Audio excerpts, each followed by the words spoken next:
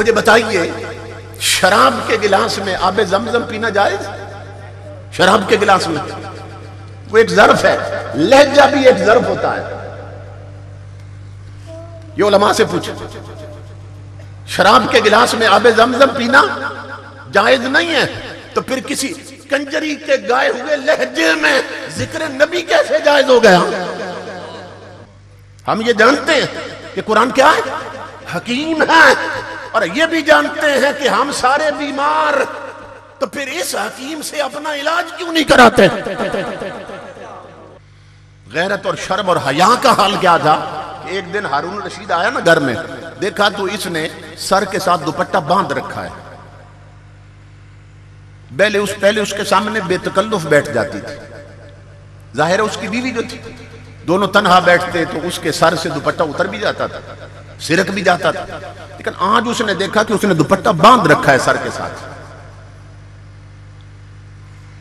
वो हैरान हुआ, उसने कहा जुबैदा आज सर पे दुपट्टा क्यों बांध रखा है?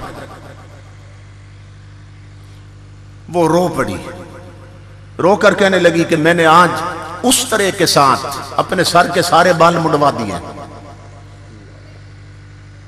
ये अब तुझे कुरान याद आया? जब शादी से 10 दिन पहले, 20 दिन पहले तेरे घर में डेक लगे थे और कंजरियों के गाने चल रहे थे नादान, उस वक्त नबी का कुरान याद क्यों नहीं आया तुझे?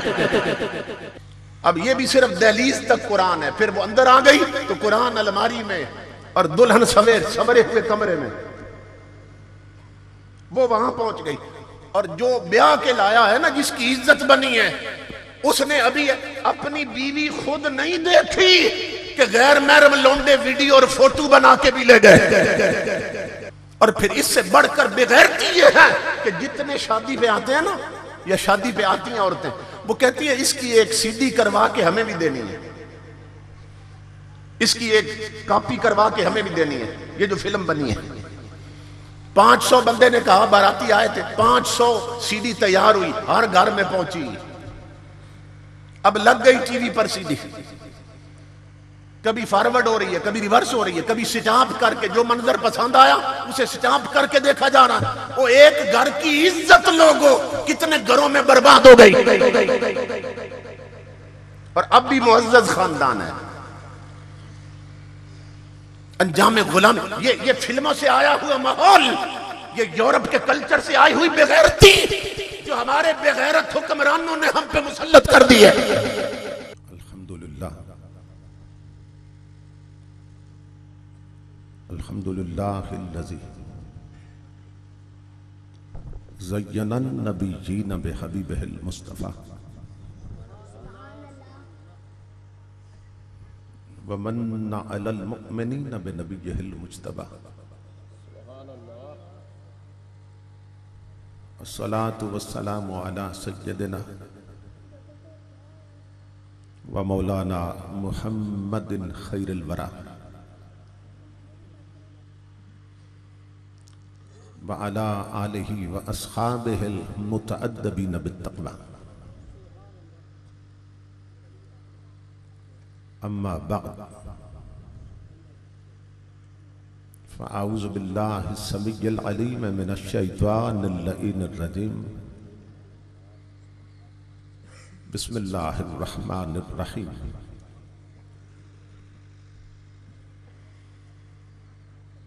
अफला यतदब्बरूनल कुरआन अम अला कुलूबिन अक़फ़ालुहा। सदक़ल्लाहु मौलानल अज़ीम। इन्नल्लाहा व मलाइकतहु युसल्लूना अलन नबिय्य या अय्युहल्लज़ीना आमनू सल्लू अलैहि व सल्लिमू तस्लीमा।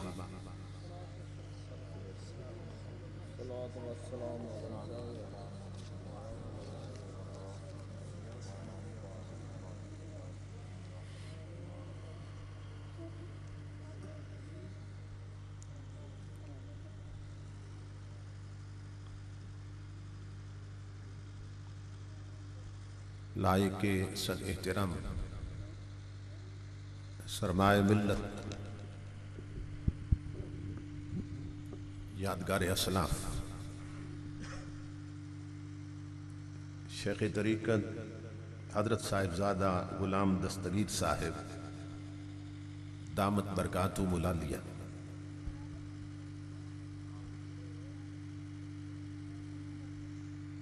मोहतरमुल मुकाम चौधरी हक नवाज चीमा साहिब खतीब इस्लाम उस्ताजुल उलमा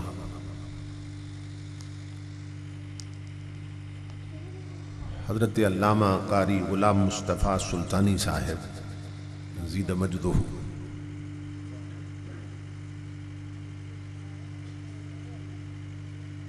मोहतरमुल मुकाम मोहम्मद महताब साहिब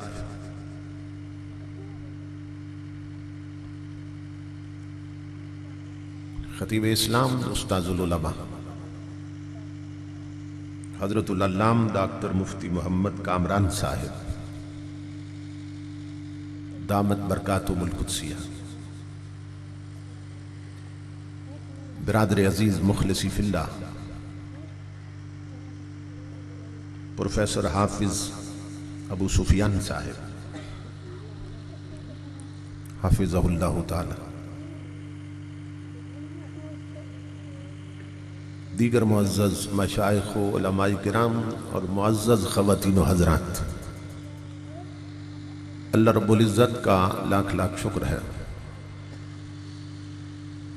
कि जिसने अपनी तौफ़ीक़ ख़ास से आपको और मुझे आज की इस अज़ीमुल शान अज़ीमुल मक़ासिद और कसीरुल बरक़ात कॉन्फ्रेंस में हाज़री का शरफ़ अता किया और अपना और अपने महबूब मुकर्रम सल्लल्लाहु ताला अलैहि वसल्लम का ज़िक्र पाक और पैगाम अज़ीम सुनने और सुनाने की तौफ़ीक़ अता फरमाई। इस अज़ीम शान प्रोग्राम के निकाद पर मैं आप तमाम हज़रात की खिदमत में बिलउमूम बरादर अज़ीज़ उस्ताज़ुल उलमा हज़रत मौलाना कारी सैफुल्लाह सुल्तानी साहिब और इनके जुमला रुफ़क़ा और मुआविनीन की खिदमत में बिलखुसूस दिल की अता गहराइयों से हदिया तबरीक व तासीन पेश करता हूँ और दुआ करता हूँ कि अल्लाह रब्बुल इज़्ज़त दोस्तों की इस मेहनत को और हम सब की हाज़िरी को अपनी पाक बारगाह में कबूल व मंसूर फरमाए और आज की इस नशिस्त को हमारी एतिक़ादी फ़िक्री और अमली तरबियत के एतबार से नतीजा खेज और बामकसद बनाए। खुशबख्त और खुश नसीब होते हैं वो लोग कि जिन्हें अल्लाह रब्बुल इज़्ज़त इस तरह की पाकीज़ा मजालिस में हाज़िरी का शरफ अता करता है।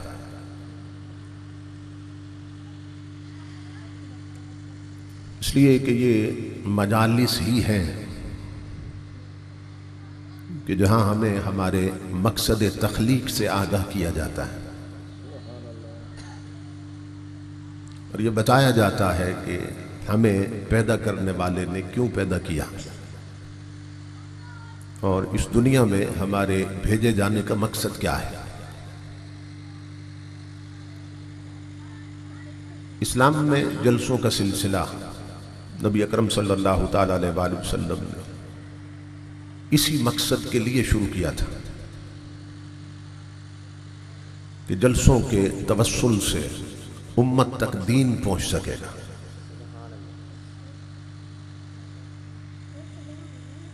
जब भी आप किसी जलसे में जाएं, दीनी मजलिस में जाएं, तो इस इंटेंशन और नीयत के साथ जाया करें कि हम हुजूर का दीन सीखने जा रहे हैं,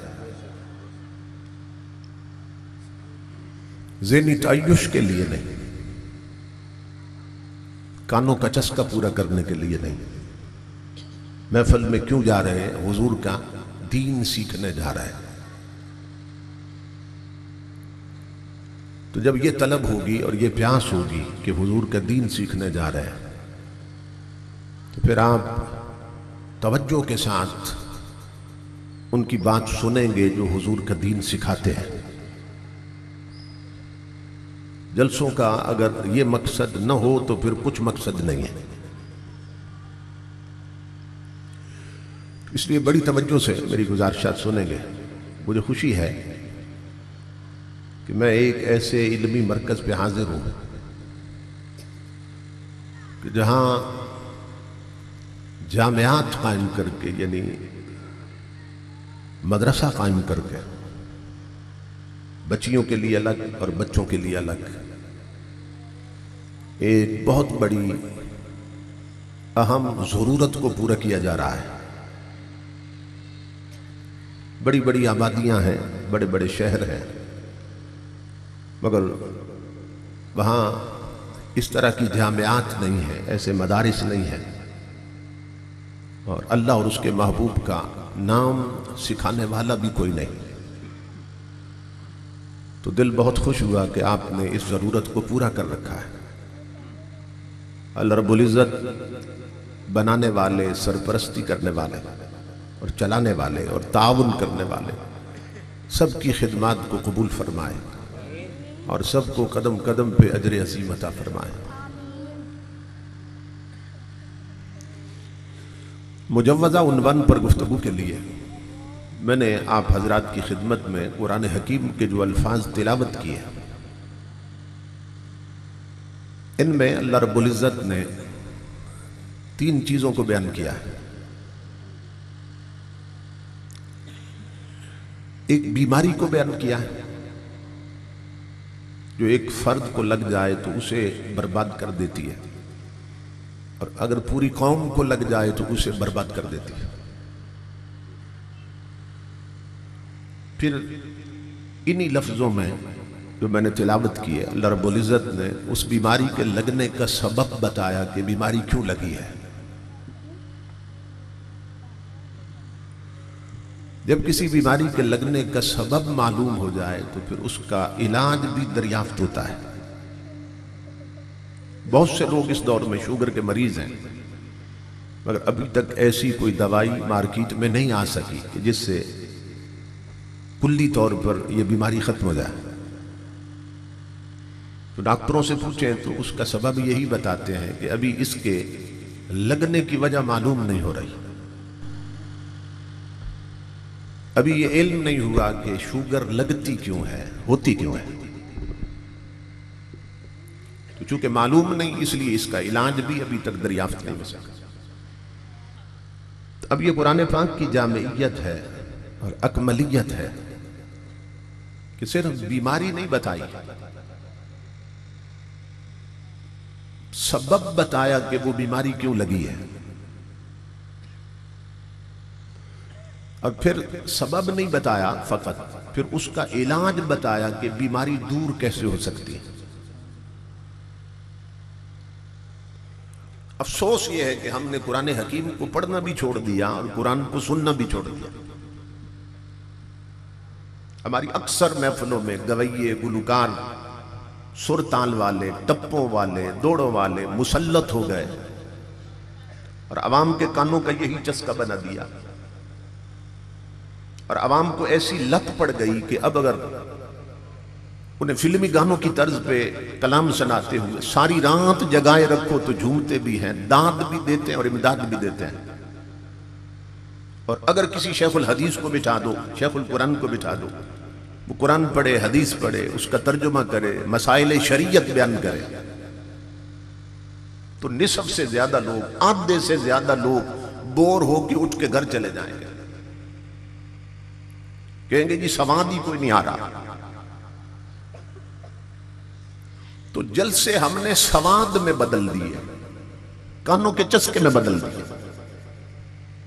शरीयत सीखने का तसव्वुर खत्म होता जा रहा है कि हमने जलसों में हुजूर की शरीयत सीख ली। कितने साल से ये जलसा हो रहा है? 4 साल से जलसा हो रहा है। आप किसी सियासी जलसे में तो नहीं आए बैठे ना, दीनी जलसे में आए बैठे, इस्लामी जलसे में आए बैठे। 4 साल में ये भी ना जान सके कि हुजूर के जिक्र की मजलिस में जाने के आदाब क्या है।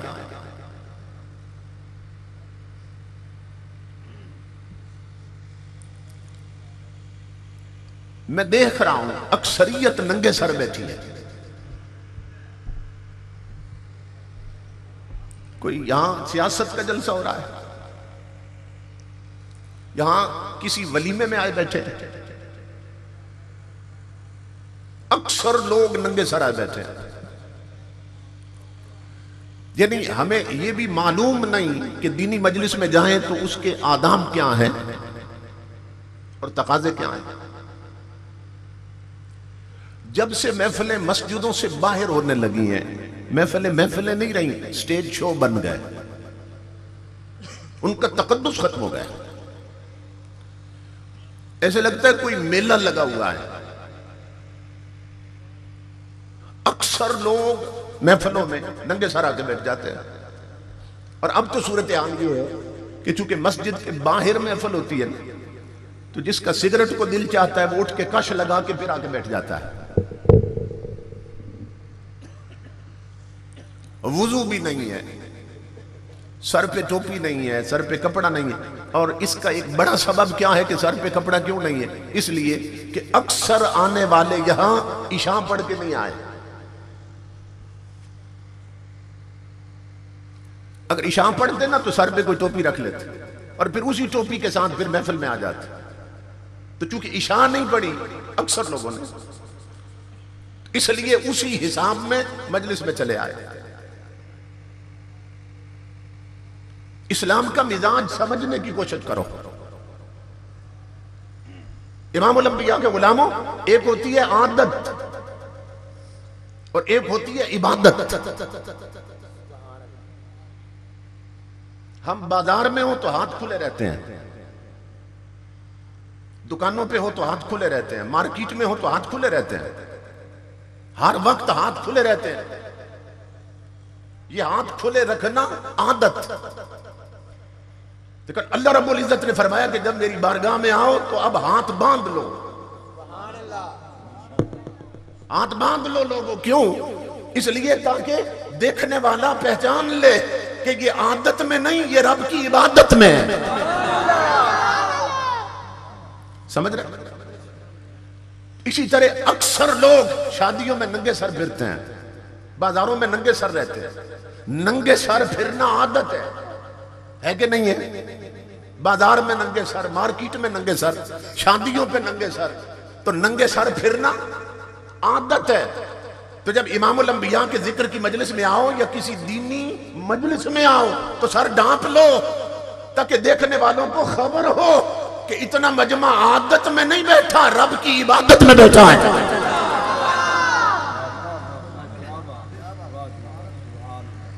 ये है शरीयत के मसाइल, ये है आदाब शरीयत के जिनका सीखना जरूरी है। तो मैं आज नहीं ये कह रहा हूं क्योंकि आपको जाहिर है ये किसी ने समझाया होता तो जानबूझ के ऐसा ना करते आप, लेकिन समझाता भी तो कोई नहीं। ये कसूर वहां नहीं है, कसूर यहां का है जहां मैं बैठा हूं। आपका नहीं, कसूर हमारा है। अक्सर लोग स्टेज पे आने वाले वो बदबख्त ये देखते रहते हैं कौम उन्हें कितना दे रही है। वो ये नहीं देख रहे होते कि वो ताजदारे कायनात की लूटी हुई उम्मत को क्या दे के जा रहे हैं। ना उन्हें कुरान सुनाया, ना उन्हें हदीस सुनाई, ना उन्हें शरीयत का मिजाज समझाया। बस सुरतान कंजरियों के लहजे में नाते पड़ी जा रही है। बदबख्तों ने कोई फिल्मी गाना ऐसा नहीं छोड़ा कि जिसकी सुर पर हुजूर की नात न चढ़ा दी हो। तो ये मां के पेट से ये तर्ज गानों की सीख के आ गए। ये जो फिल्मी गानों की तर्ज पे नाते पढ़ते हैं ये मां के पीठ से सीख के आए ये सुरे नहीं। इसका मतलब ये है ये बदबख्त पहले कंजरियों के गाने सुनते हैं, फिर उनकी तर्जें पकाते हैं, फिर उन पर नबी की नात चढ़ाते हैं। तो कोई पूछने वाला नहीं है।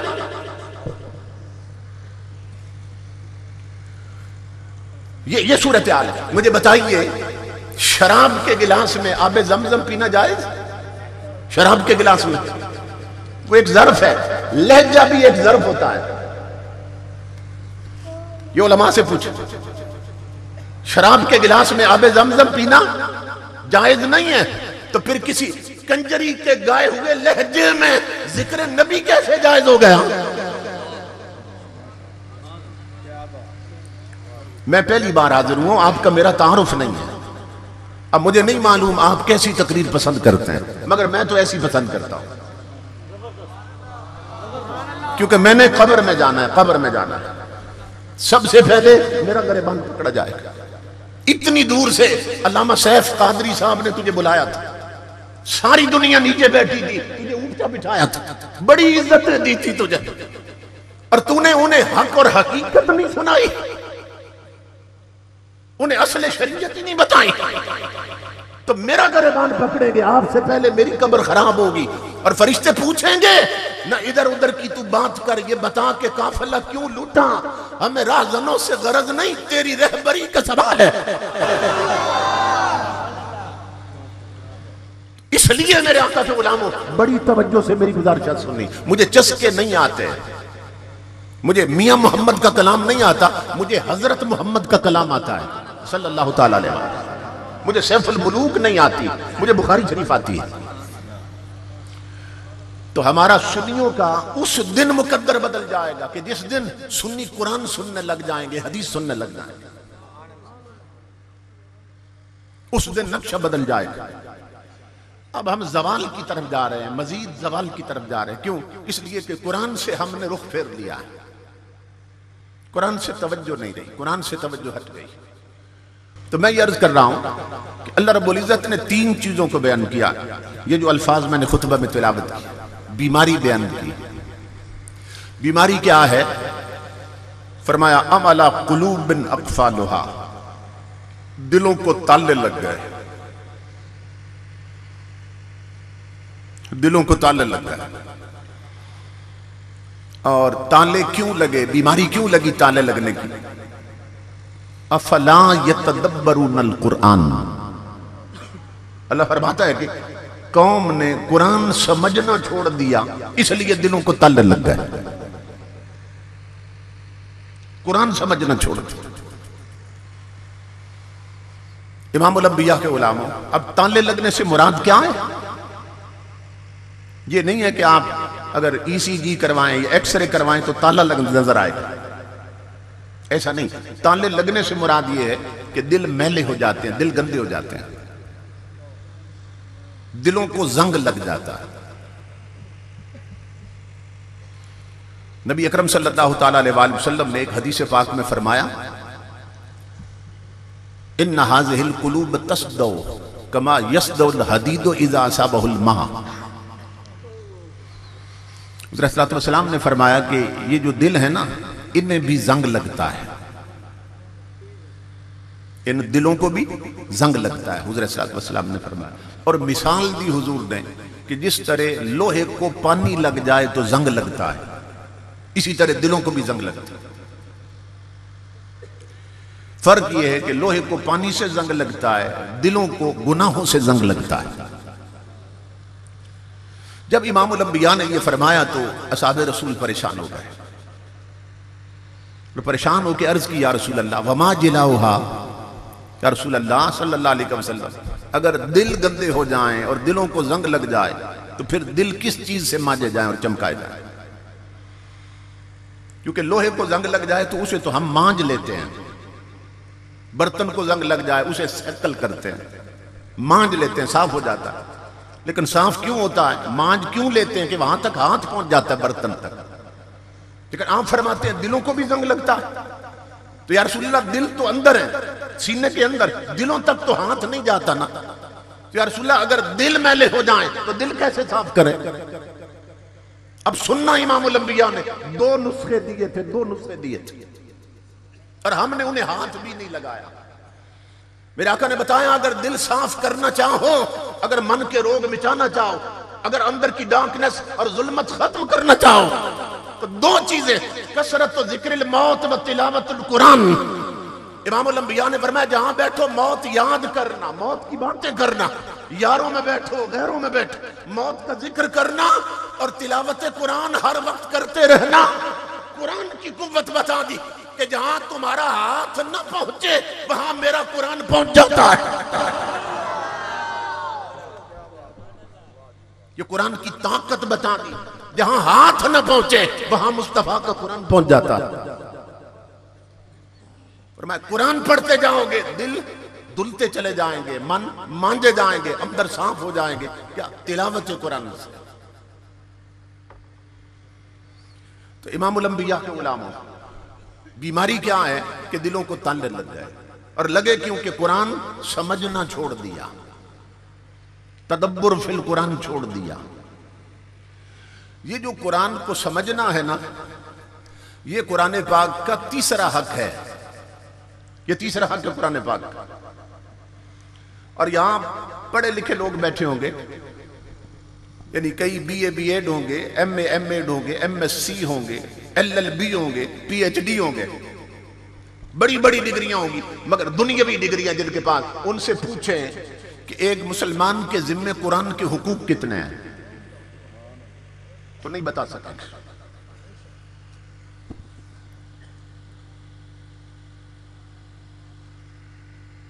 यानी हमारी अक्सरियत और मेजॉरिटी अभी तक ये भी ना जान सकी कि एक मुसलमान के जिम्मे कुरान के हुकूक कितने हैं। तो वो हुकूक पूरे कब्र में जाके करेंगे। यहां तो इल्म ही नहीं कुरान के हुकूक कितने हैं। अब देख ले, हमने जिंदगी भर जलसों में क्या सीखा? तलब ही नहीं। तलब हो तो बंदे को इल्म आता है। इमामुल अंबिया के गुलामों, तो हुज़ूर सल्लल्लाहु अलैहि वसल्लम ने फरमाया, इन दिलों को भी जंग लगता है, दिल भी मैले हो जाते हैं।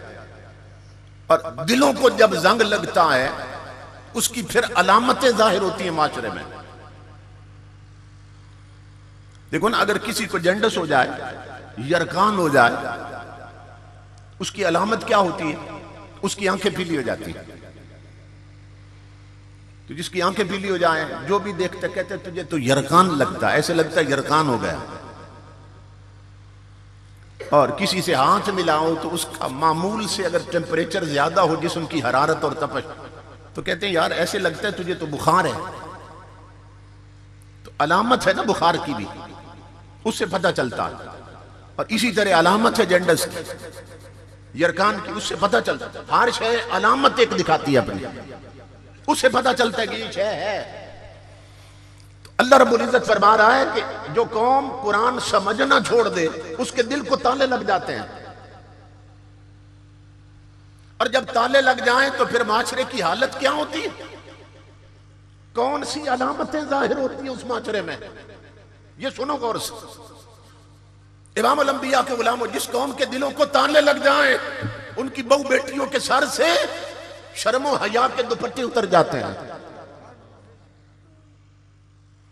जिस कौम के दिलों को ताले लग जाएं, उस कौम के घरों की अलमारी में कुरान बंद रखा होता है और टीवी सामने मेज पे सजा होता है। जिसे छुपाना था उसे सामने रखा है, जिसे सामने रखना था उसे छुपा दिया। जिस कौम के दिलों को ताले लग जाएं, उस कौम के बूढ़े बूढ़े लोग अड्डों और होटलों पे बैठकर बदबख्त ताश की बाजी नहीं छोड़ते, रब की नमाजें छोड़ देते हैं। जिस कौम के दिलों को ताले लग जाए, उस कौम की औरतें, घरों की माएं बहनें बेटियां बदबख्त टीवी पर ड्रामे की किस्त नहीं छोड़ती, रब की नमाजें छोड़ देती हैं। जिस कौम के दिलों को ताले लग जाए, ये अलामत है कि उस कौम के जवान क्रिकेट मैच के लिए जुमे की नमाजें छोड़ देते हैं, मगर क्रिकेट मैच नहीं छोड़ते। जिस कौम के दिलों को ताले लग जाए, उस कौम के घरों की बेटियां और बहुएं वो बन संवर कर मेकअप करके सुर्खी पाउडर लगाकर बाजारों में नंगी फिरती हैं। जिस कौम के दिलों को ताले लग जाए, उस कौम के दूध बेचने वाले पानी मिलाते हैं। जिस कौम के दिलों को ताले लग जाए, उस कौम के दुकानदार तोलते हुए तराजू में डंडी मारते हैं। जिस कौम के दिलों को ताले लग जाए, वो भाइयों के हाथ छीनते हैं, उनकी जमीनें दबा लेते हैं। जिस कौम के दिलों को ताले लग जाए, उस कौम के बच्चों की शादियों पर घरों में डेक पर कंजरियों और तवाइफों के गाने चलते हैं। जिस कौम के दिलों को ताले लग जाए, उस कौम की बहू बेटियां ढोलकी की थाप पर शादियों में गाने गाती हैं। जिस कौम के दिलों को ताले लग जाए उस कौम के अफसर हराम खोर हो जाते हैं, उस कौम के ताजर बददियानत हो जाते हैं। जिस कौम के दिलों को ताले लग जाए उस कौम के हुक्मरान रब और रसूल के गद्दार होते हैं। ये अलामत है कि ताले लग गए। ये सब अलामतें हैं बीमारियां के अंदर ताले लगे। इमामुल अंबिया के गुलामों, हम सब एक लफ्ज बोलते हैं मगर तवज्जो नहीं करते। अक्सर कहते हैं कुरान हकीम में ये लिखा है, कुरान हकीम ये कहता है। लफ्ज कुरान के साथ लफ्ज हकीम बोलते हैं कि नहीं बोलते? बोलते हैं ना भाई, कुरान हकीम ये कहता है, कुरान हकीम में ये लिखा है, कुरान हकीम ये फरमाता है। तो हम जानते हैं कि कुरान हकीम है,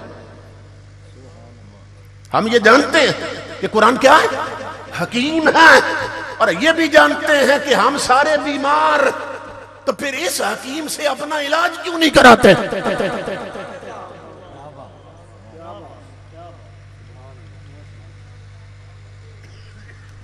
मानते हैं कुरान हकीम है, जानते हैं हम सारे बीमार, तो इस हकीम से अपना इलाज क्यों नहीं कराते? अगर इससे इलाज कराया होता तो हमारी बेटियां नंगे सर बाजारों में न फिरती। अगर हमने इस हकीम से इलाज कराया होता तो हमारे जवान लड़के लड़कियां टच मोबाइलों पर आंखों की बदकारी में मुब्तला न होते। अगर हमने इस हकीम से इलाज करवाया होता तो हमारे जवानों की जेब में सूरह यासीन होती, हाथों में रोमांटिक नावल न होते।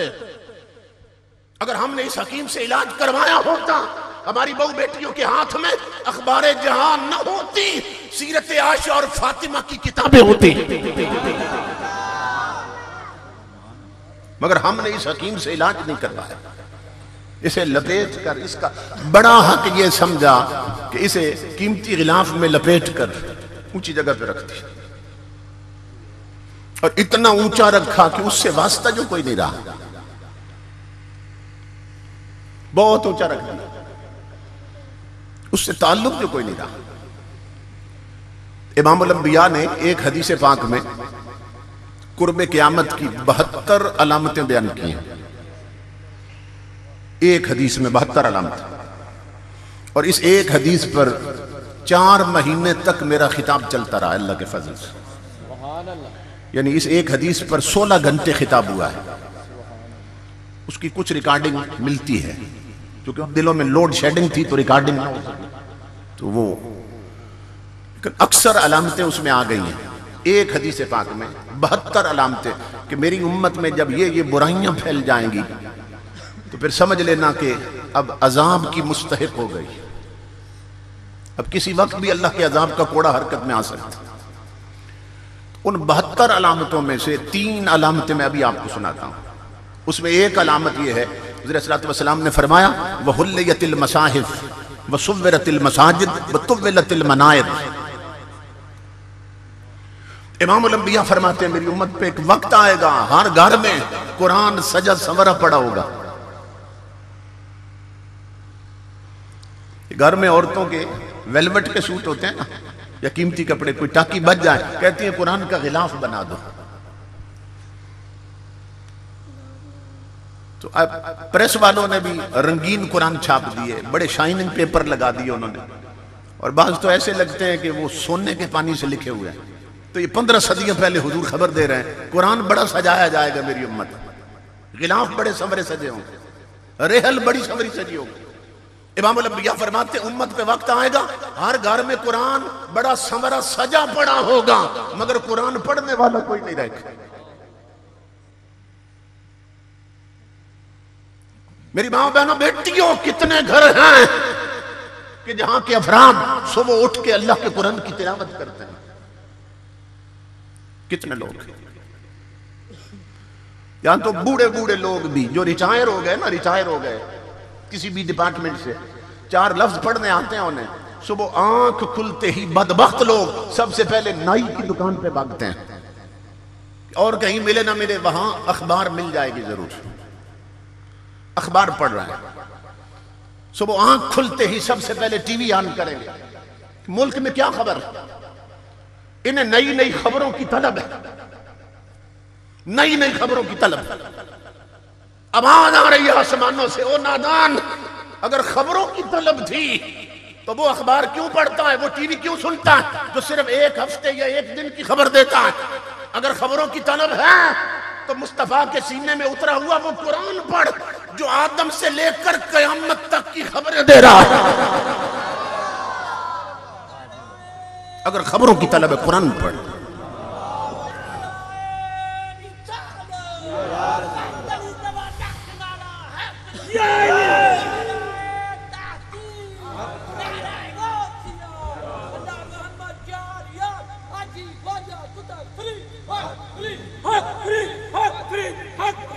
फरमाया अगर खबरों की तलब है तो फिर भी कुरान पढ़। कुरान तुम्हें बताएगा कौमें गिरती कैसे हैं और गिर के फिर उठती कैसे हैं। कुरान तुम्हें कौमों के उरूजो जवाल की खबर देगा। कुरान बताएगा कि कौमें गुलाम कैसी बनती है कौमों और फिर उठ के इमाम कैसे बनती है। कुरान तुम्हें बंदों की खबर भी देगा, कुरान तुम्हें मौला की खबर भी देगा, कुरान तुम्हें दुनिया की खबर भी देगा, कुरान तुम्हें उकबा की खबर भी देगा। कुरान खुदा शनास भी बनाता है और कुरान खुद शनास भी बनाता है। तो इमाम उल अंबिया ने फरमाया हर घर में कुरान बड़ा समरा पड़ा होगा, सजा पड़ा होगा, मगर उसे पढ़ने वाला कोई नहीं होगा। और कुरान हमें कब याद आता है?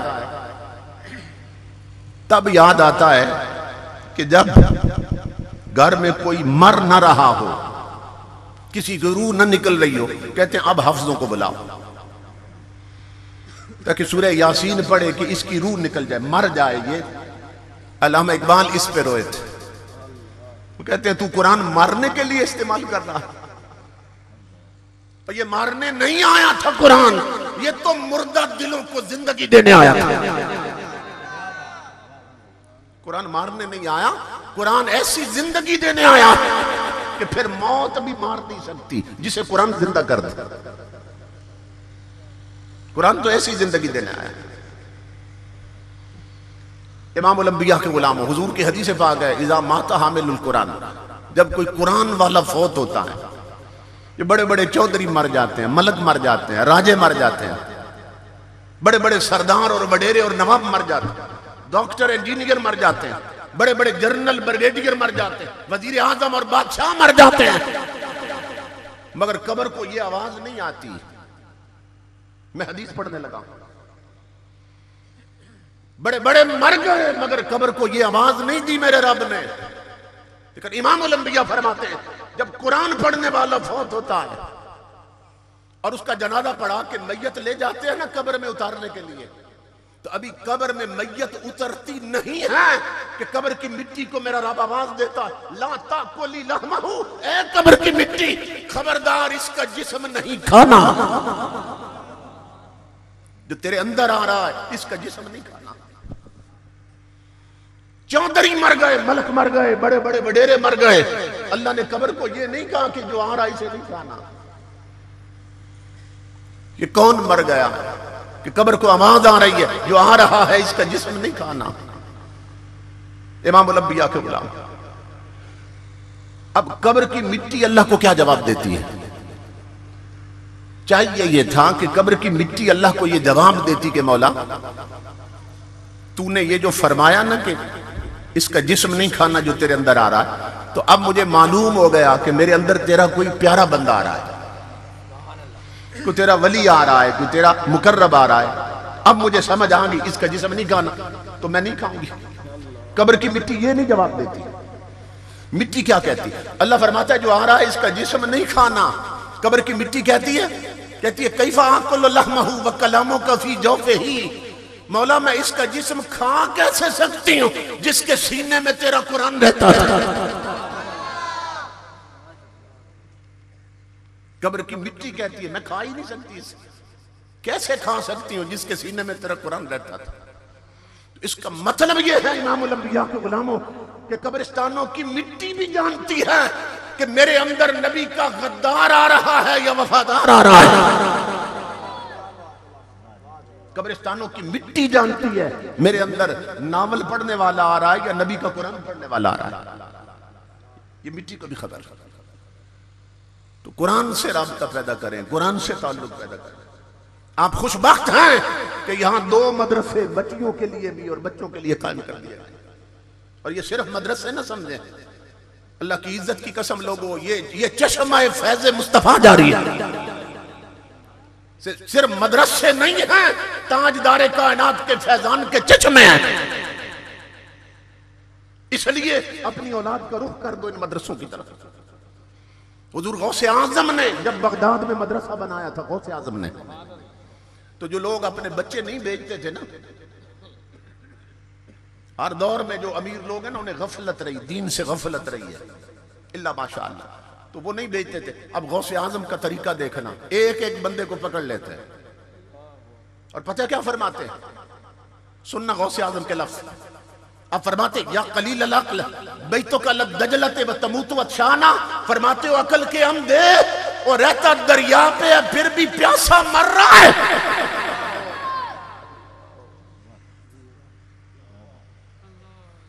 कि यहां मेरे मदरसे की शक्ल में चश्मा फैज़ मुस्तफा जारी है और तेरा कासा फिर भी खाली है, दरिया पे रह के भी प्यासा मर रहा है। आपके पड़ोस में 2 मदरसे बने हैं, बेटियों के लिए भी बेटों के लिए भी। अगर आपके बच्चों के सीने और दिल नूरे कुरान से मुनव्वर न हो सके और सीने बुझे रहे, तो आपसे बड़ा बदनसीब कौन? दरिया पे रह के प्यासे मर गए। तो इमामुल अंबिया ने फरमाया एक वक्त आएगा मेरी उम्मत पर, क्या कि कुरान हर घर में समरा और सजा पड़ा होगा, मगर उसे पढ़ने वाला कोई नहीं। और आज वो सूरत हम देख रहे हैं। एक कुरान उस वक्त याद आता है जब कोई मर न रहा हो, मर न रहा हो। दूसरा उस वक्त याद आता है, बाज़ इलाकों में शायद यहां भी हो, कि जब दुल्हन घर में लाते हैं ना शादी करके, उसे घर की चौखट पे रोक देते हैं, कहते हैं पहले कुरान लाओ, फिर कुरान लाते हैं, फिर उसके सर पे उसका साया डालते हैं, कहते हैं अब अंदर आ जाओ। इधर भी है, आपके इलाके में भी है ये हमारे उधर सरगोदा में और गुजरात और मंडी बहाउद्दीन के इलाकों में ये होता है, और भी कई इलाकों में दुल्हन को वहां रोक देते हैं। अब ससुराल में पहुंची है ना, अब बेटे की बारात के साथ दुल्हन आई है, अब उसे दहलीज पे रोक दिया, क्यों? कि कुरान लाओ ताकि उसके साए में अंदर आए। ये किसको धोखा दे रहे हैं? ये अब तुझे कुरान याद आया जब शादी से 10 दिन पहले, 20 दिन पहले तेरे घर में डेक लगे थे और कंजरियों के गाने चल रहे थे नादान, उस वक्त नबी का कुरान याद क्यों नहीं आया तुझे?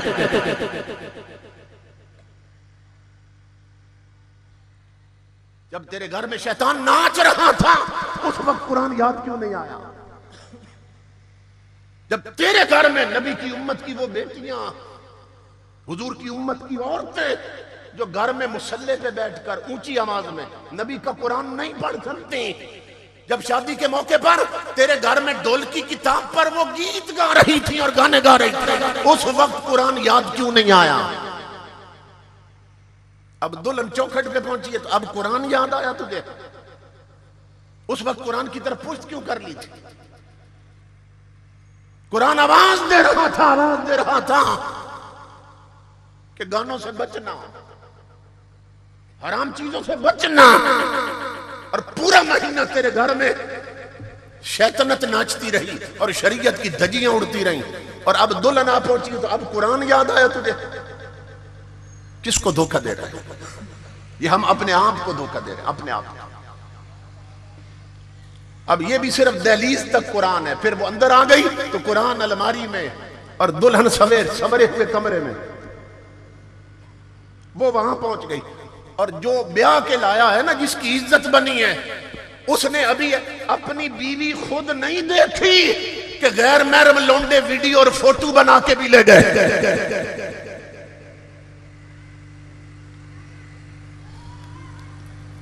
इंसान तसव्वुर भी नहीं कर सकता कि क्या मुसलमानों की गैरत इस हद तक भी मर सकती है। देखो ना, उधर शादी की तारीख तय होती है, उधर कैमरे वाले बुक हो जाते हैं। एक वक्त था जब हाथों से तस्वीरें बनती थी, मुसव्विर होते थे। तो अगर किसी को मालूम होता कि इसने मेरी बेटी की हाथों से भी तस्वीर बनाई है, सिर्फ स्केच बनाया है, सिर्फ उसका ढांचा सा बनाया, तो बंदे गैरत में उसे कत्ल कर देते थे कि तुम्हें जुर्रत कैसी हुई मेरी बेटी की तस्वीर बनाने की।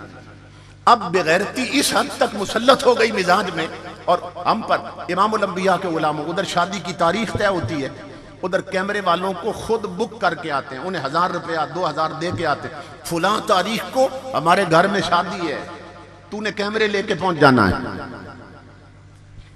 और करना क्या है, हमारे घर की बहू बेटियां बड़ी बनी संवरी होंगी, उनकी फोटो बनानी है तूने, और जो सबसे ज्यादा सजी होगी सबसे ज्यादा उसी की वीडियो बनानी है, वो जो दुल्हन लाए।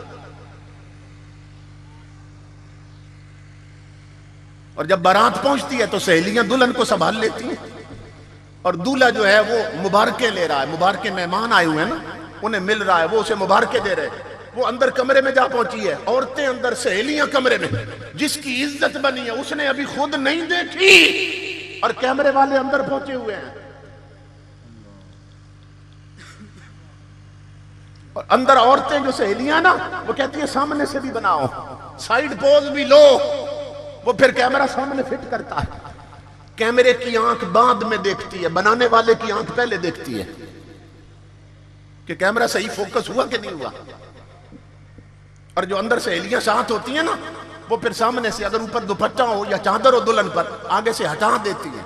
उसे कहती हैं इसके जरा जेवर भी लो कैमरे में, इसके साथ लड़े हार भी दिखाओ। और उन नादान बच्चियों को ये नहीं मालूम कि कैमरा सिर्फ हार की फोटो नहीं लेगा, वो छातियों की भी लेगा, वो सीने की भी लेगा। फिर कैमरामैन कभी उसके हाथों की अंगूठियों पे कैमरा फोकस कर रहा है, कभी उसके होंठों की सुर्खी दिखा रहा है, कभी उसकी कानों की बालियां दिखा रहा है, कभी उसका साइड पोज और रुखसार दिखा रहा है, कभी उसकी छाती पर जेवर बिछा हुआ दिखा रहा है। इमामुल अंबिया के गुलामों, ये सोचो कि उस घर की इज्जत किस हद तक नीलाम हो रही है।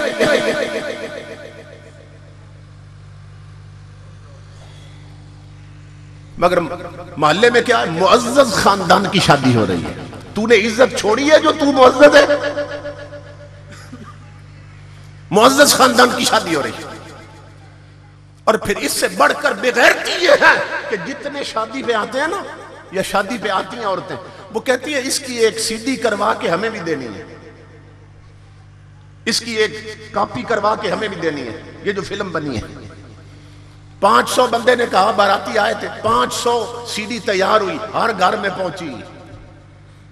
अब लग गई टीवी पर सीडी, कभी फॉरवर्ड हो रही है, कभी रिवर्स हो रही है, कभी स्टॉप करके जो मंजर पसंद आया उसे स्टॉप करके देखा जा रहा है। वो एक घर की इज्जत लोगों कितने घरों में बर्बाद हो गई। और अब भी मुअज़्ज़ज़ खानदान है। अंजाम गुलाम, ये फिल्मों से आया हुआ माहौल, ये यूरोप के कल्चर से आई हुई बेगैरती जो हमारे बेगैरत हुक्मरानों ने हम पे मुसल्लत कर दी है। लोग अंदर से बाहर तक इसमें लथपथ हो चुके हैं। इकबाल ने कहा था, कलंदर लाहौरी बहुत पहले बोला था, उसने कहा था अंजाम गुलामी क्या कही है, बर्बादी सी बर्बादी है। जो दर्स है बता ने दिया वो दर्स पढ़ाना भूल गए। इबरत का मुरक्का ये पस्ती और काबिल हैरत ये मस्ती, औरों को जगाना याद रहा, खुद होश में आना भूल गए। वो जिसका नाम गैरत है गई तैमूर के घर से। ये ताजदारे कायनात की उम्मत की वो बेटियां हैं कि जिनके पांव की पोस्ट पर भी कभी गैर महरम की नजर नहीं पड़ी थी। आज उनकी नेक लाइनें नजर आ रही हैं, उनके आधे नंगे जिस्म नजर आ रहे हैं। ये सब बीमारियां क्यों लगी हैं लोगों? इसलिए कि हमने कुरान समझना छोड़ दिया, कुरान पे अमल करना छोड़ दिया, कुरान पढ़ना छोड़ दिया। इसलिए ये घर घर आग लग गई, घर घर आग लग गई। दिल के फफोले जल उठे, सीने के दाग से इस घर को आग लग गई, घर के चिराग से। कभी सूरत हाल ये थी कि ये जो हारून रशीद था, बहुत बड़ा हुक्मरान गुजरा है। और हिस्टोरियन लिखते हैं, मुअर्रिख कि इतनी बड़ी स्टेट थी, सल्तनत थी इसके पास, कि सूरज चढ़ता भी इसकी सल्तनत में था और डूबता भी इसकी सल्तनत में था। हमारा तो एक छोटा सा पाकिस्तान है ना, उसकी इतनी बड़ी सल्तनत थी कि बादल के टुकड़े को देखता था तो हारून रशीद कहता था ओ बादल के टुकड़े, जिस जमीन पे मर्जी है जाके बरस, जहां भी बरसेगा वहां मोहम्मद अरबी के गुलाम की हुकूमत होगी और उस जमीन का खराज मेरे खजाने में आएगा। इतनी बड़ी सल्तनत का हुक्मरान है, मगर अल्लाह ने बीवी कैसी दी है? मलका जुबैदा। मलका जुबैदा इसने अपने जाती खर्चे पर इसने 300 लौंडियां खरीदी थी। 300 लौंडियां मलका जुबैदा ने अपने महल में रखने के लिए 300 लौंडियां खरीदी और तमाम लौंडियां हाफिज़े कुरान थी।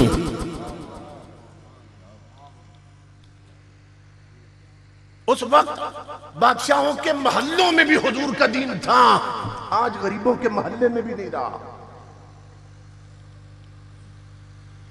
300 हाफिज़े कुरान लौंडियां उसने खरीदी और उन्हें इकट्ठा किया। उन्हें कहने लगी जो मैं खाऊंगी ना तुम्हें खिलाऊंगी, जो मैं पीऊंगी तुम्हें पिलाऊंगी, जहां मैं ठहरूंगी तुम्हें ठहराऊंगी, मेरे कपड़े जैसे तुम्हारे होंगे।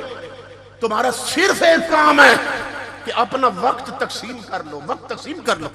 मैं चाहती हूं मेरे महल में 24 घंटों में 1 सेकंड भी ऐसा न गुजरे जब मोहम्मद अरबी का कुरान न पढ़ा जा रहा हो।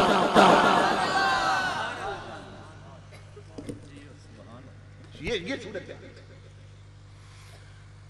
24 घंटे घर में है मलका और इतने बड़े हुक्मरान की बीवी है कि सूरज चढ़ता भी जिसकी सल्तनत में और डूबता भी जिसकी सल्तनत में। गैरत और शर्म और हया का हाल क्या था कि एक दिन हारून रशीद आया ना घर में, देखा तो इसने सर के साथ दुपट्टा बांध रखा है। पहले उसके सामने बेतकल्लुफ बैठ जाती थी। जाहिर है उसकी बीवी जो थी, दोनों तन्हा बैठते तो उसके सर से दुपट्टा उतर भी जाता था, सिरक भी जाता था। लेकिन आज उसने देखा कि उसने दुपट्टा बांध रखा है सर के साथ। वो हैरान हुआ, उसने कहा जुबैदा आज सर पे दुपट्टा क्यों बांध रखा है? वो रो पड़ी, रो कर कहने लगी कि मैंने आज उस तरह के साथ अपने सर के सारे बाल मुड़वा दिए, उस तरह फिरवा दिया, सर के बाल जड़ से मुड़वा दिए। वो बहुत हैरान हुआ। हारून ने कहा ये क्या जुल्म किया तूने? कितनी लंबी जुल्फें थी, कितने लंबे प्यारे बाल थे। कोई औरत अपने बाल भी यूं मुड़वाती? ये तूने क्या जुल्म किया? वो रोने लग गई, कहने लगी बादशाह ओ मेरे सरताज, मुझसे पूछ ऐसा क्यों किया? बाल मुझे भी बहुत प्यारे थे, लेकिन आज मैंने गुस्ल किया था, मैं महल की छत पे चली गई थी धूप में अपने बाल खुश्क करने के लिए। मैं धूप में अपने बाल खुश्क कर रही थी, दूसरे किसी छत पर एक गैर महरम खड़ा था, मुझे नहीं मालूम था, उसकी इन बालों पे नजर पड़ गई थी, उसकी इन बालों पे नजर पड़ गई थी गैर महरम की। मुझे गैरत आ गई कि जिन बालों पे गैर की नजर पड़ गई अब ये मेरे खामद के काबिल नहीं रहे।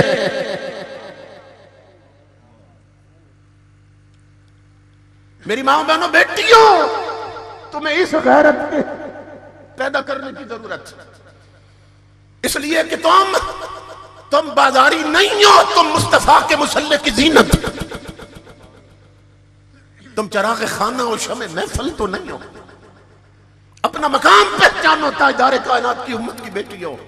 और ये मकाम यहां सिखाया जाता है, इन मदरसों में, कॉलेजों में नहीं सिखाया जाता, यूनिवर्सिटियों में नहीं सिखाया जाता। मैं खुद एक यूनिवर्सिटी से फारिग हूं, पंजाब यूनिवर्सिटी लाहौर से।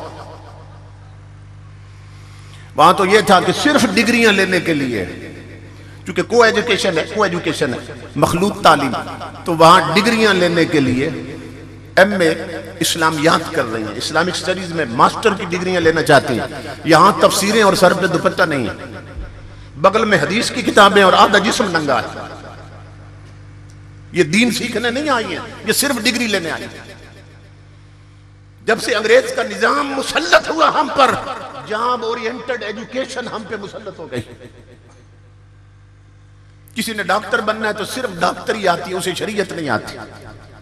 किसी ने इंजीनियर बनना है तो सिर्फ उसी शोबे का हाल मालूम है, उसे अलिफ बे नहीं आती शरीयत की। जॉब ओरिएंटेड एजुकेशन अंग्रेज के दौर से, जब से वो यहां मुसल्लत हुआ, उसने हमारी जिंदगी से गैरत, शर्म, हया सब कुछ छीन लिया। इमामुल अंबिया के गुलामों, हमें फिर अपना वो खोया हुआ मकाम हासिल करना है। मेरी माँ बहनों बेटियों, कभी वो वक्त था, कभी वो वक्त था। एक किताब है दलाइलुल खैरात शरीफ, ये शुरू भी दुरूद पाक से होती है और खत्म भी दुरूद पे हो जाती है। पूरी किताब दुरूद से भरी है। और चिश्तिया सिलसिले के जितने बुजुर्ग हैं, बिलखुसूस चिश्ती सिलसिले के, बाकी सलासिल के भी इसकी तिलावत करते हैं, इसे पढ़ते हैं वजीफे के तौर पर। लेकिन बिलखुसूस चिश्ती सारे बुजुर्ग जितने गुजरे हैं, वो सुबह वजीफे के तौर पर इसको पढ़ते हैं। इसकी मंजिलें मुकर्रर हैं और पूरे हफ्ते में किताब खत्म हो जाती है। उसके राइटर हैं हजरत शेख मोहम्मद बिन सुलेमान अल जजूली रहमतुल्लाह तआला अलैह। उनसे किसी ने पूछा कि आपको कैसे ख्याल आया कि आपने पूरी किताब ही दुरूद से भर दी है, हर सफ़े पर हुजूर पर दुरूद भेजा गया, तो ये कैसे ख्याल आया कि पूरी किताब ही दुरूद पर लिख दी? तो वो रोने लग गए और फरमाने लगे कि मेरे साथ एक वाकया पेश आया था, फिर खड़े खड़े वहीं पे मैंने कसम खाई थी कि अब ऐसी किताब लिखूंगा जो पूरी दुरूद से भरी होगी। तो उसने पूछा कि वो क्या वाकया पेश आया था। अब मेरी माँ बहनें बेटियां अगर सुन रही हैं तो गौर से सुन। इमाम जजूली कहते हैं कि मैं किसी इलाके में गया और मैंने असर की या जोर की अभी नमाज पढ़नी थी और वजू भी करना था मैंने अभी, तो मैं पानी की तलाश में था। तो काफी तलाश के बाद मुझे एक कुआं मिल गया। मैं कुएं पे पहुंचा, मैंने कहा पानी निकालता हूं और वजू करके नमाज पढ़ता हूं। तो वहां पहुंच के मैं परेशान हुआ कि वहां डोल और रस्सी नहीं थी। आप जानते हैं रस्सी के साथ डोल बंधा होता है, कुएं में फेंकते हैं और वो पानी से भर जाते हैं तो निकालते, तो वो नहीं थी वहां पे। मैं परेशान हुआ कि पानी बहुत गहरा है, अब मैं रस्सी भी नहीं, डोल भी नहीं, पानी कैसे निकालूं? तो वो फरमाते हैं कि ये कुआं था, तो कुएं के साथ जुड़वा किसी गरीब का कच्चा सा मकान था, गरीब का कच्चा सा मकान था। उस मकान की छत पर न 7-8 साल की बच्ची खेल रही थी, उनकी छोटी सी बच्ची खेल रही थी। उसने खेलना छोड़ दिया, मेरी तरफ देखा और मुझे पूछने लगी मन अंत, कौन है आप? मैंने बताया आना मोहम्मद इब्न सुलेमान अल जजूली। तो नाम का डंका तो पूरे मिस्र में बजता था, बहुत बड़े वली भी थे और आलिम भी। बच्ची हैरान होकर पूछने लगी चचा जान यहां क्यों परेशान खड़े हैं? मैंने कहा बेटी मैंने वजू करना है और कुएं पे आया हूं, मगर यहां डोल और रस्सी नहीं है, अब परेशान हूं कि पानी कैसे निकालें। मोहम्मद बिन सुलेमान कहते हैं मेरी बात सुनकर ना बच्ची हंस पड़ी और बड़ा फसी जुमला कहा उसने, बच्ची ने। कहते हैं बोलती थी तो मुंह से फूल झड़ते थे। बड़ा फसी जुमला कहा बच्ची ने। मुझे कहने लगी अंतल्लज़ी युस्ना अलैकल खैर व अंत ततहय्यरु बिमा तखरुजु बिहिल मा मिनल बिर। कहने लगी चाचा बड़े अफसोस की बात, तेरी विलायत के डंके बस्तियों में बज रहे हैं और कुएं से पानी भी नहीं निकलता।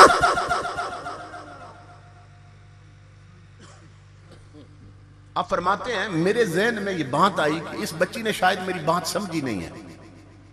मैंने फिर दोहराई बात, मैंने कहा बेटा मैंने तुझे बताया है भाई पानी बहुत गहरा है, रस्सी भी नहीं, डोल भी नहीं, तो डोल और रस्सी के बगैर पानी कैसे निकालूं? कहते हैं वो बच्ची छत से नीचे नहीं उतरी, ये कुआं था ना वो छत पे, ऊपर से झुक गई कुएं की तरफ, ऊपर छत से।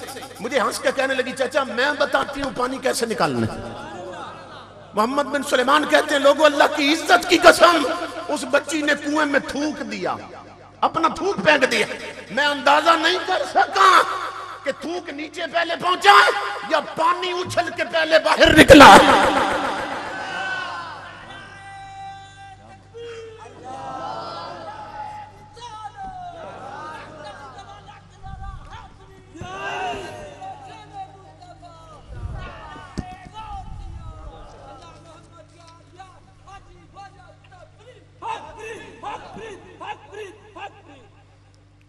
मैं अंदाजा नहीं कर सका कि थूक नीचे पहले पहुंची है या पानी उछल के पहले बाहर निकला।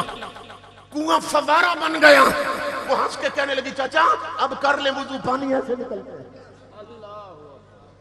मोहम्मद बिन सुलेमान कहते हैं लोगों अल्लाह की इज्जत की कसम मुझे वुजू भूल गया।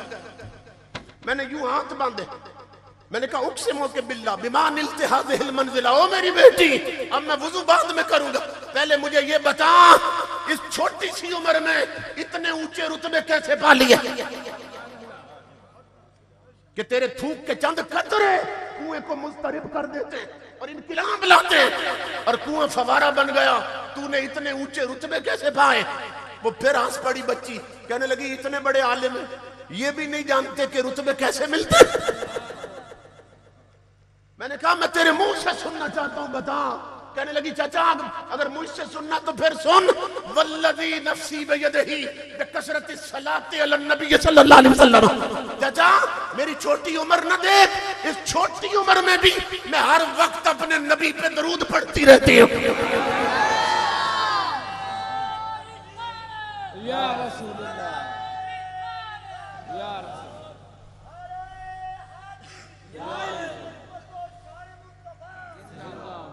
चाचा मैं सहेलियों में खेलती हूँ तो अपने नबी पे दरूद पढ़ती रहती है, मैं खाना भी खाऊं तो अपने नबी पे दरूद पढ़ती रहती है। चाचा जो जुबान हर वक्त मुस्तफा पे दरूद पढ़ती रहे उसमें ये तासीरें आ ही जाती हैं। अब कर ले वुजू।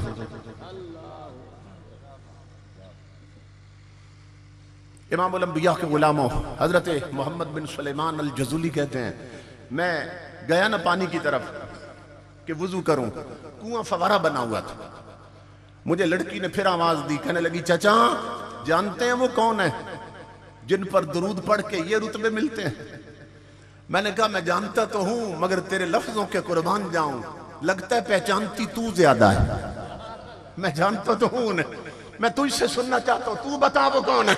कहते हैं उसने फिर फूल झाड़े जुबान से, कहने लगी चाचा वो है इज़ा मशा फिल बर्रिल अक्फर तअल्लक़तिल वहूशु बिअज़याली, कि वो इतने करीम हैं कि अगर मैदान में भी चले जाएं तो वहशी दरिंदे झाड़ियां छोड़कर उसके दामन रहमत से लिपट जाते हैं।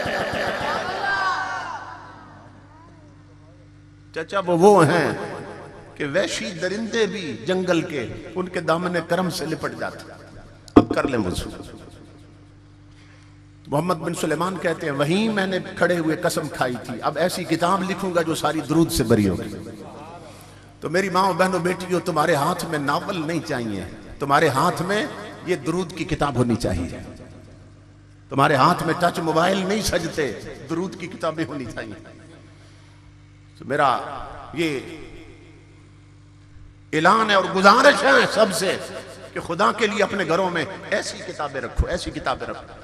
और अगर माएँ बहनें बेटियां उसका विर्द करना चाहें तो फिर ये है कि ये भी खुशखबरी सुने कि उस किताब में वो दुरूद भी लिखा है जो वो बच्ची पढ़ती थी। असल एसेट हमारा और सरमाया ये किताबें, दीन है, कुरान है, शरीयत। मैं सरगोदा में खिताब कर रहा था, सरगोदा के इलाके में, तो एक बुजुर्ग रो रहे थे, यही बच्ची का वाकया बयान कर रहा था। तो बाद में मुझे मिले, जब जलसा खत्म हुआ तो मुझे फरमाने लगे कि मैं इसलिए रो रहा था, जब आप बच्ची की बात कर रहे थे तो मैं सोच रहा था कि उसकी मां कैसी होगी। जिस घर की 7 साल की बच्ची का मकाम ये है, उसकी मां का दर्जा कैसा होगा? क्योंकि ये रंग मां से चढ़ते हैं, ये बाप से रंग लगते हैं औलाद। अगर माएँ टीवी पर इंडिया की फिल्में देखें और बाप बाजारों में आवारागर्दी करें तो पैदा होने वाले बच्चे डिस्को डांसर बनते हैं, रब रसूल के बागी बनते हैं। और अगर माए तहज्जुद गुजार हो और बाप मुसल्ले की जीनत बने रहे तो पैदा होने वाले बच्चे कोई मेर अली शाह बनता है, कोई सुल्तानुल आरिफीन बनता है, कोई गरीब नवाज बनता है।